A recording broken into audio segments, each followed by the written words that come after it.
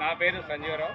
నేను ఎల్ఎన్ డివిజన్లో 2023 వరకు పనిచేసి రిటైర్ అయ్యి ఇప్పుడు హంటర్ రోడ్లో ఉంటున్నాను. నేను టెక్నీషియన్గా పనిచేశాను. ఈపీ మెకానిక్గా పనిచేసి రిటైర్ అయ్యాను. నేను దగ్గర సర్వీస్ మొత్తం కూడా ట్రేడ్ యూనియన్లోనే పనిచేయడం జరిగింది.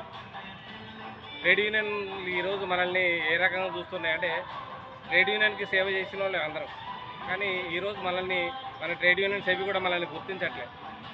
మన కార్మికులు మన నుంచి దూరం అయిన తర్వాత, కంపెనీ నుంచి దూరం అయిన తర్వాత మన కార్మికుల యొక్క బాగోగుల గురించి వాళ్ళు మాట్లాడే పరిస్థితి లేదు.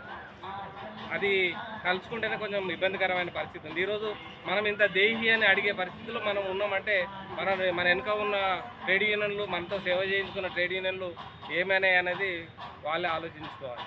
ఈరోజు మనము ట్రేడ్ యూనియన్ని, రాజకీయ పార్టీలని కాదంటూ ఒక రిటైర్డ్ ఎంప్లాయీగా మనం ఒక సిఎండిని కలవడానికి మనం ఏ పరిస్థితులు వచ్చినాయనంటే, దీని మీద కొంచెం గట్టిగానే ఎవరైతే కొంచెం లీడర్షిప్ చేస్తున్నామో రాజకీయ నాయకుల దగ్గర పోయి రిప్రజెంటేషన్ చేసినప్పుడు కొంచెం గట్టిగా చెప్తే బాగుంటుంది అనేది నా అభిప్రాయం. ఎట్లాగైతే ఒక సిఎండిఎంటీ దగ్గరికి ఒక డివిజన్ నుంచి, అంటే ఒక ఏరియా నుంచి ఒక 200 మంది రిప్రజెంటేషన్ తోటి సిఎండిఎంటీ గారికి మనం ఒక లెటర్ ఇస్తే దాని మీద అంత ఎఫెక్టివ్గా ఉంటుందా అనేది నాకు కొంచెం సందేహం.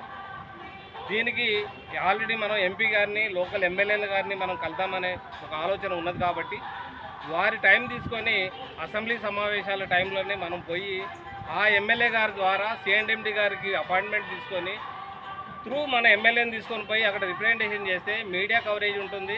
తర్వాత లోకల్ ఉన్న ఎమ్మెల్యే గారికి కూడా కొంచెం ఇంట్రెస్ట్ ఉంటుంది. ఓకే, ఇది మా ప్రాంతంలో ఇంతమంది కార్మికులు, కుటుంబాలు ఉన్నాయి, ఈ కుటుంబాలకి మనం సేవ చేయాలనే ఆలోచన వారికి వస్తుంది.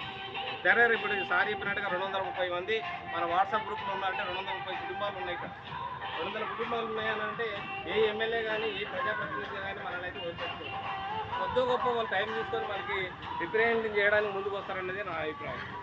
ఇక మన మెడికల్ ట్రీట్మెంట్ విషయానికి వస్తే, ఇది గతంలో ఎప్పుడో కూడా ఏ కార్మికులైనా కానీ, అంటే ఇప్పుడు గోదావరి కానీ, భూపాలపల్లి ఆ ఏరియాలో రిటైర్ అయిన కార్మికులు కొంతమంది కరీంనగర్, కొంతమంది వరంగల్. ఇప్పుడు ఎల్లందులో కొత్తగూడెం రీజన్లో పనిచేసిన కార్మికులు కూడా కొంతమంది వచ్చి వరంగల్లో సెటిల్ అయ్యారు, కొంతమంది కరీంనగర్, కొంతమంది హైదరాబాద్లో కూడా మనలాంటిది ఒక వెల్ఫేర్ అసోసియేషన్ నడుస్తున్నది. అక్కడ కూడా వాళ్ళు యాక్టివిటీస్ చేస్తున్నారు. అట్లాగే ఇప్పుడు మనం కూడా చేస్తున్నాం. అయితే మెయిన్ ఉద్దేశం ఏంటంటే, చాలామంది కూడా థైరాయిడ్ అని, బీపీ అని, షుగర్ అని మామూలు కొన్ని దీర్ఘకాలిక వ్యాధులతోటి బాధపడుతున్నారు. అప్పుడు మేము ట్రేడ్ యూనియన్లో పనిచేసినప్పుడు కూడా మేము ఒక రిప్రజెంటేషన్ ఇవ్వడం జరిగింది. లోకల్లో రిటైర్ అయిన కార్మికులకి ఆ హెడ్ క్వార్టర్లో ఇక్కడ ఒక మెడికల్ సెంటర్ పెట్టేసి వాళ్ళు అక్కడ మెడిసిన్స్ ఇవ్వాలని చెప్పి మేనేజ్మెంట్ ఇస్తానని ఒప్పుకున్నదని స్టేట్మెంట్ జరిగినాయి. వస్తుంది అన్నారు, కానీ మాత్రం అది వచ్చిన దాఖలాలు లేవు. కాబట్టి మనము త్రూ ఒక ఎమ్మెల్యే గారి ద్వారా పోతేనే మనకి ఒక న్యాయం జరుగుతుంది.